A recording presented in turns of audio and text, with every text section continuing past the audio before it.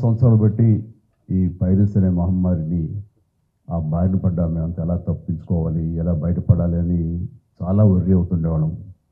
ఇది film industry మీద డైరెక్ట్గా ఇండైరెక్ట్గా లక్షలాది మంది ఆధారపడి ఉన్నారు.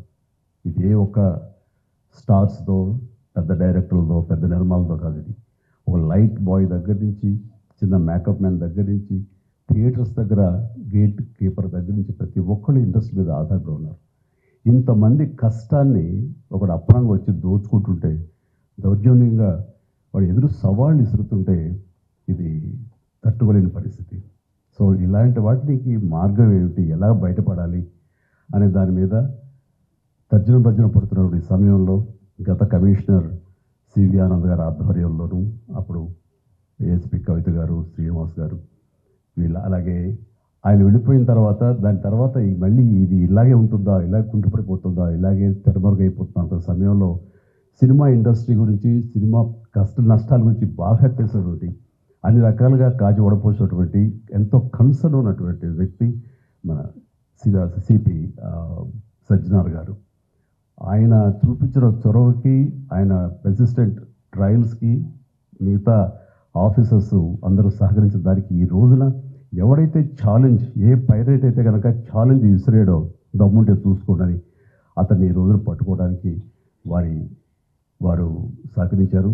అది వారి మనస్ఫూర్తిగా వారిని, వారికి సహకరించిన ఆఫీసర్స్ని, కవిత గారిని, శ్రీనివాస్ గారిని, ఇతర మహేష్, మన సిఏఎల్ని, వాళ్ళందరూ కూడా మనస్ఫూర్తిగా పరిశ్రమ తరపు నుంచి, నా తరపు నుంచి నా అభినందనలు, ధన్యవాదాలు మనస్ఫూర్తిగా తెలియజేస్తున్న సందర్భంగా. అండ్ ఆ తర్వాత ఇది ఇలాగే ఆగిపోకుండా కొనసాగే విధంగా పరిశ్రమ ఒక్కటిగా ఉంటూ, ఆ రోజు సినిమా తీసావు, రిలీజ్ అయిపోయింది, దానికి మన బాధ లేదు అనుకోకుండా ప్రతి ఒక్కరు కూడా ఇది మన పరిశ్రమ, ఇక్కడ ఎంతో లబ్ధి పొందాము, దీనివల్ల మనం అభివృద్ధిలోకి వచ్చాము, దీన్ని కాపాడవలసిన బాధ్యత మన అందరికీ ఉందని సంఘటితంగా ఒక్కటై పోలీసు వారిని ఆశ్రయించి వాళ్ళ సహకారం తీసుకుంటూ, వాళ్ళకి మనం కాంప్లిమెంట్ చేస్తూ ఇలా ఒకళ్ళొకరు సమన్వయపరుచుకుంటే కనుక ఖచ్చితంగా ఇది ఏదో రోజుకి ఇది రూపు మాపడానికి మన ప్రయత్నం మనం చేయొచ్చు. అండ్ ఇది ఈ రోజున గ్రేట్ అచీవ్మెంట్, ఈ ఐబొమ్మ నిర్వాహకుని పట్టుకోవటం. అలాగే last time Madras Tamil blasters అని అతన్ని పట్టుకోవటం.